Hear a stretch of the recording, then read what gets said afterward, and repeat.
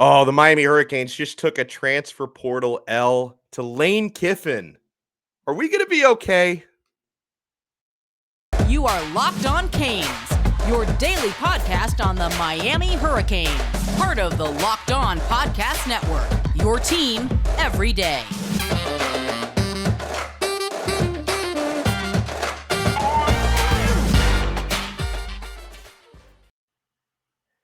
I am Alex Donno, your host of Locked On Canes, University of Miami alum, longtime South Florida sports radio vet, including post-game and pre-game on the Miami Hurricanes radio network. And thank you so much for making Locked On Canes your first listen each and every day. Sorry, we're coming to a little bit later than usual here on Monday. Had some traveling this morning, but better late than never. And I think the guest that we're bringing on is going to help us make up for our tardiness today.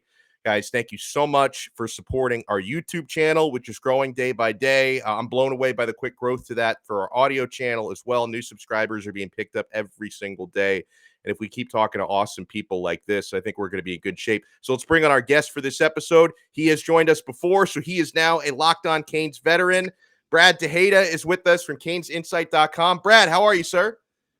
Alex, good afternoon, man. Thank you again for letting me hop on with you, man. It's always a pleasure to be on with you. And like you mentioned, man, Locked On Canes, one of the best podcasts out there, man. It's growing, like you said. This is the time, man. Off season, a lot of hype. Why not do it with one of the best channels and one of the best guys that talks Cane football? Yeah, totally, man. And listen, a lot of hype. There's been a lot of good things recruiting-wise and transfer portal-wise, but you can't win them all, okay? And so we had the decision announced on Sunday. Wide receiver Jaylon Robinson, transfer from UCF. Miami was among a handful of schools that he was considering. Now, I had a conversation about Jaylon with John Garcia Jr. from Sports Illustrated last week, and he did say he thought Ole Miss and Miami were probably the favorites, and Ole Miss is where he made the first visit, the first official visit. He was being driven around in a Bentley by Lane Kiffin. Miami was the final visit he took before he announced on Sunday, but he did announce Ole Miss instead of Miami. And the way that I look at this, Mr. Tejeda, is I think this is a player we absolutely could have used, but it's not any kind of a catastrophe that he's not coming to Miami. I mean, I love what a great deep threat Jaylon Robinson is, and Miami obviously has a very good deep throwing quarterback, and I'm sure Robinson did consider Miami with the TVD factor. So in your mind with Jaylon Robinson, were you expecting him to pick Miami? And if he had, what could have the Canes expected out of a player like this? So, yeah, I think leading up to this past weekend, Alex, it seemed like Jaylon Robinson was leaning towards Ole Miss until he arrived at Miami from everything I heard. And the visit went extremely well. And it almost came down to almost like the last 12 hours of his decision, where ultimately it seemed like Ole Miss and Lane Kiffin were able to, get that last word in, whatever it was with Jaylon Robinson. It ended up being the ultimate decision for him to take his talents to SIP, as we know. But when you look at Jaylon Robinson, right, when you go back and just as far as, we always like to talk recruiting, right? This is a 2019 guy, 3-star wide receiver. And one thing that I think a lot of people need to realize about this particular player, he is a great, phenomenal football player on the football field as far as what he brings to the table and what the Miami Hurricanes needs. But also the program that Mario Cristobal and the standard that he is building for this program and the staff members he has in place. One thing that I know for a fact, Alex, is this staff puts character a lot into these kids that they bring on to this football team. And one thing you got to look at with a guy like Jaylon Robinson, some things I have heard about him off the football field, some issues. Again, this is his third team already since 2019 going into college football, starting out with Oklahoma, going to UCF, and now with Ole Miss. And, I mean, like you said, man, he has the numbers, 979 yards, 55 receptions and 6 touchdowns last year. But one thing that we have knocked in Miami wide receivers in the past, that one thing I think a lot of people overlooked just based off some of his highlights, he did have quite a lot of drops back in 2020. I believe he led college football with 11 drops. So that is another thing to look out for. But, yeah, I mean, this is a guy that we definitely could have used. But we'll dig in a little bit more into what we got currently on the football team and what we had to work with and what we got to look forward with.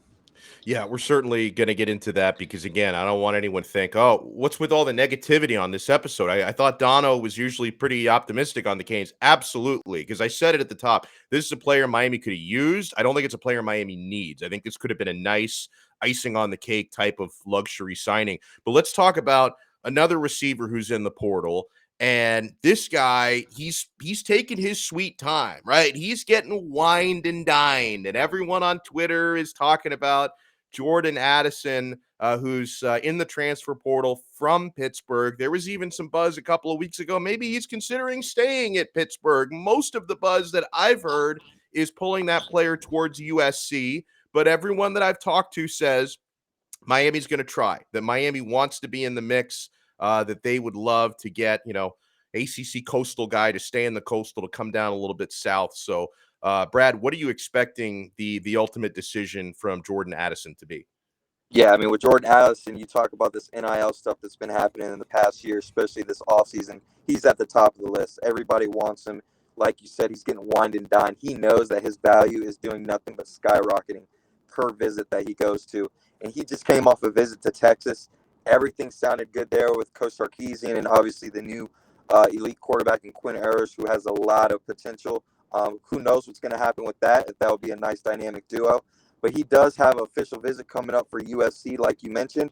And then following that, I do believe he is going to try to make it to Nick Saban in Alabama, which, again, man, you can't rule out the king and Nick Saban when it comes to this transfer portal stuff. He already landed a elite guy in Tyler Harrell coming out of Louisville, as we know. And he has no problem going in the transfer portal again and getting another wide receiver. So watch out for Alabama. But in my opinion, right now it's between Texas and USC. And Miami's been trying to push for a visit ever since Jordan Addison flirted that he was going in the transfer portal. And once that became official, they have done anything and everything they can to make it a promise to, hey, let's get you on and let's see what happens. The key to that, Alex, is going to be trying to get that visit. I hope we can get that visit, but as the timetable is looking right now and the visits ahead, I don't know if that's going to happen. Is Miami close to done in the portal? Do you think we see a handful still come in, or maybe just a guy or two here and there? I personally think that they're likely done. I did see today that the UAB linebacker Chris Mull, who is also formerly from South Florida, he was committed to UCF in the transfer portal. He just decommitted as of the last hour. So he will be making an announcement in the next day or two. Who knows what happens with a linebacker like that? I know he is someone that we were interested in at the beginning, but I'm not sure if we are still interested in someone like him. And like I mentioned, with Alabama, they already grabbed Tyler Harrell out of Louisville. If they possibly land Jordan Addison, I wouldn't be surprised even if they don't land Jordan Addison, Alex. The name to look out for is Jacoby Brooks out of Alabama. This is a player that is formerly from South Florida. The Miami natives know exactly who he is. He has a lot of former best friends on the current team of the Miami Hurricanes, and he has kind of fell through the depth chart not only last season, but now adding a guy like Tyler Harrell and a bunch of other five-star guys. It's going to be very tough for someone like him to see the football field. Let's see what happens with a guy like him. I'm not so sure, but that's a name to look out for. This is the sort of up-to-the-hour info we always get from Brad Tejeda, who joins us from CanesInsight.com. And we're going to continue with Brad. I want to ask him when we come back about Miami's current crop of wide receivers, because I'll tell you, man, I noticed there was a lot of knee-jerk reacting after the spring game. You saw a handful of drops, and it wasn't pretty at times, folks. It wasn't pretty, but a handful of drops, and everyone's like, oh, my God, we have no receivers. Like, what are we going to do? And now they don't want to come in through the portal. Well, Miami did get Frank Ladson in the portal, but not enough guys want to come in the portal. I want to address those concerns and also talk about recruiting the receiver position as well when we return. But, guys, I want to remind you, this episode is proudly brought to you by Built Bar. Imagine dipping your finger into that plastic tub of birthday cake frosting and then opening your eyes and realizing that it was only 150 calories and 16 grams of protein. That's what it's like to eat a birthday cake puff from Built.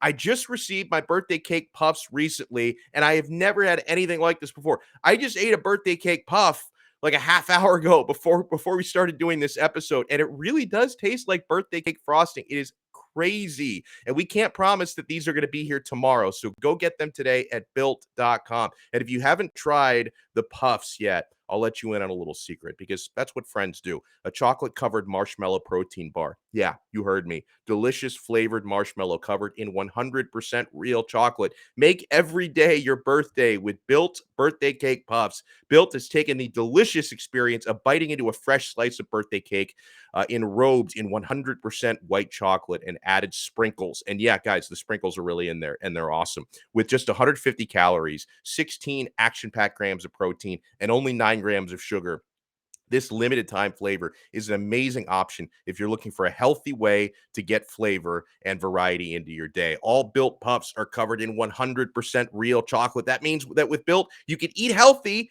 and actually enjoy doing it. And they are made with collagen protein, which your body absorbs more efficiently and provides tons of health benefits. Go to Built.com to get birthday cake puffs now. Go to Built.com, use our promo code LOCKED15 and get 15% off your order. Use promo code LOCKED15 for 15% off at built.com. Thank you so much for making Locked On Canes your first listen every day. Now, make sure to go check out Locked On NBA Big Board. Host Rafael Barlow from NBA Draft Junkies and author of the NBA Big Board newsletter is joined by Richard Stayman, Sam Ferris, and Leif Tulin, giving fans a high, in-depth look into the NBA draft, mock draft player rankings, and of course, Big Boards. It's free and available wherever you get your podcasts. Alex Donno joined by our pal Brad Tejeda from CanesInsight.com, and he's always bringing the insight. So, all right, Brad, let's assume Addison doesn't come in. Miami doesn't get any more immediate help at wide receiver from the transfer portal. They did lose their top 2 guys statistically from last year. Charleston Rambo had a monster season. Mike Harley had, statistically one of the best careers for a wide receiver in the U, set the career receptions record. And so Miami is going to rely on a lot of guys that I really like. They just haven't shown the consistency, right? Like, I'm a huge fan of Xavier Restrepo, who I think is going to be a real safety net target, and he and Tyler Van Dyke are roommates. They have that great relationship. I love Keyshawn Smith. I love Jacoby George. Brashard Smith can end up being a weapon that can do a lot of different things. So, Brad, I got to ask you, do you think Miami is going to have enough consistency, and are they going to have a go-to guy at wide receiver next year? First and foremost, Alex, they're going to have the consistency in order for this offense to take it to the next level. When you look at an offensive coordinator and a guy like Josh Gaddis, what he brings to the table, he is going to make the best opportunity out of these players. He's going to have to get these players in the right position, put them in space, and use their opportunity to the best of their advantage. And what we're seeing here, not only in the transfer portal, but what you're seeing to start happening in this new recruiting class under this new staff, specifically under Josh Gaddis, is they want wide receivers that they could take the top off and take that next gear on the next level. And when you look at our current players on the roster right now, you got guys in Keyshawn Smith and Brashard Smith. Those are the 2 guys, in my opinion, that have those next burners, next gear to take it to the next level. But like you mentioned, none of these guys have been proven yet, but they're going to have to take that next step.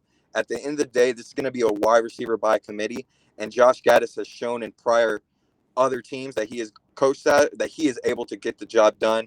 He also uses the tight ends and the running backs very well, which is something that Miami's offense has done obviously extremely well in the past couple of years as well. But yeah, you talk about your top 2 leading receivers and Rambo and Harley leaving. They accounted for over 1,700 yards and 12 touchdowns this past season.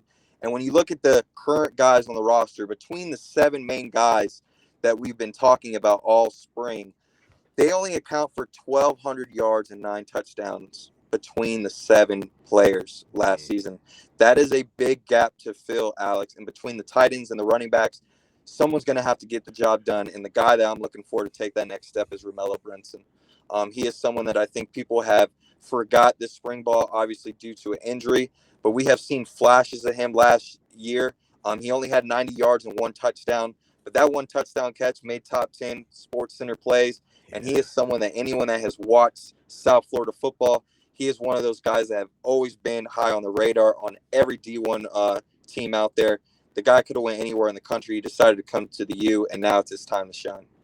That's well said, and I'm so glad you brought up Romello Brinson because we haven't, like most people, we haven't brought that name up enough on this show, and on that group as a whole, Brad.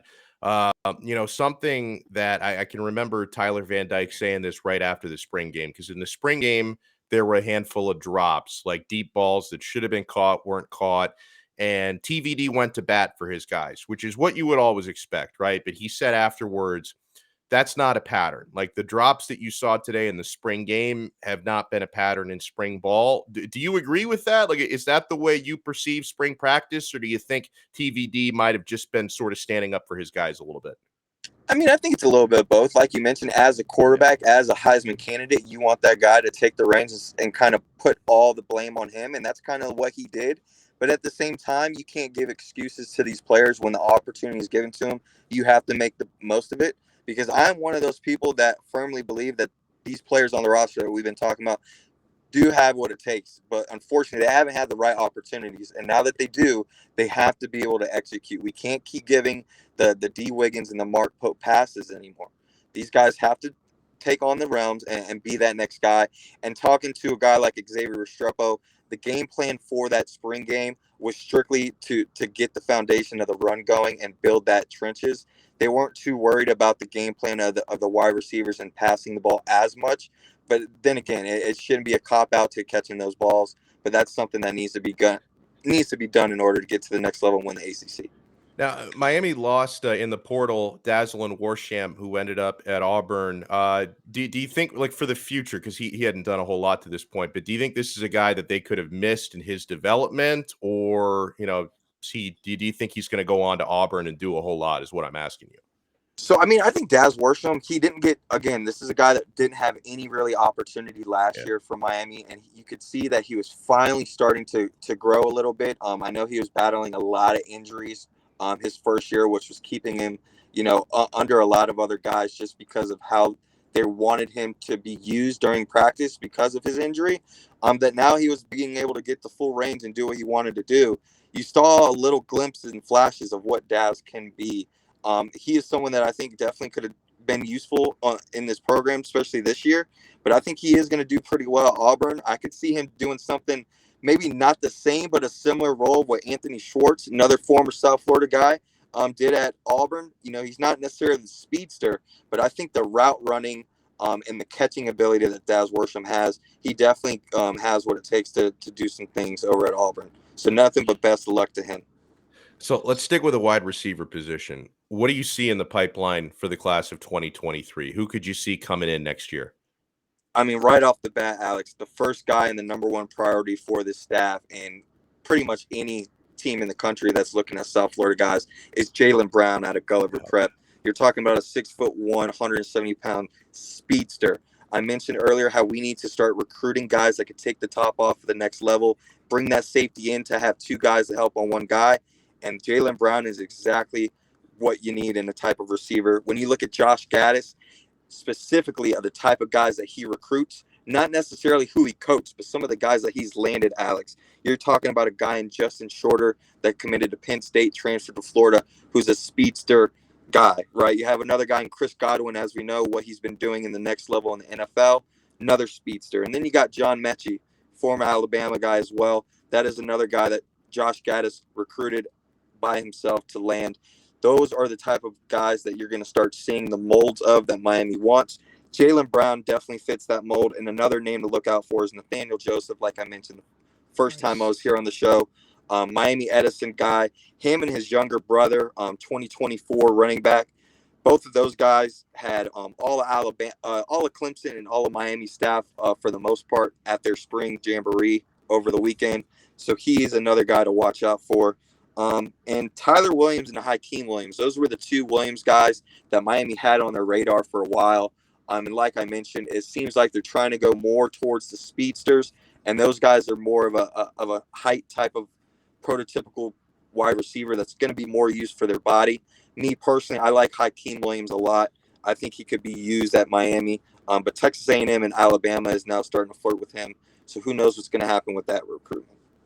When we come back, I got to put Mr. Tejeda on the spot here because I know he bleeds orange and green like no other. the first player he considered his favorite, because we threw that out there on Twitter a few days ago, just kind of thinking, oh, this will be fun, get a few responses.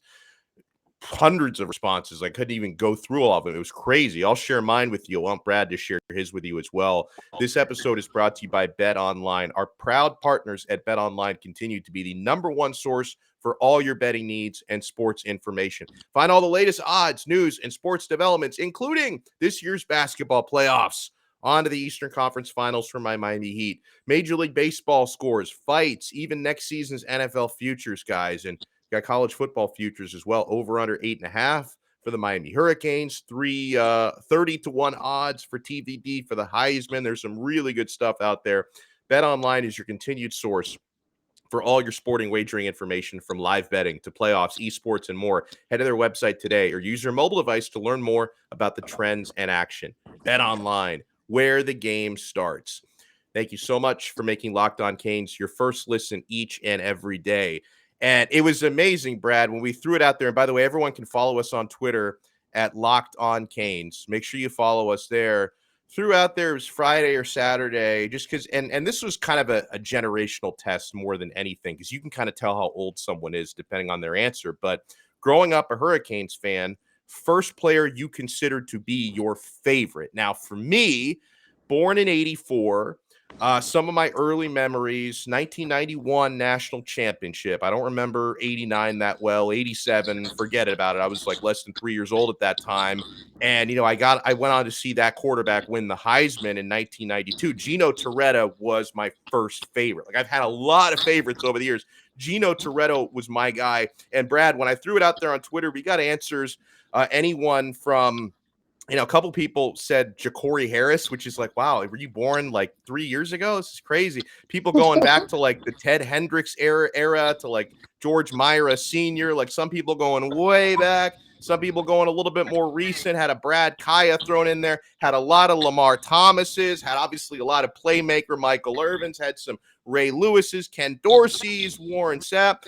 What about you, Brad? And I know you're younger than me. I don't know exactly how much younger than me you are, but who was your first favorite Miami Hurricane?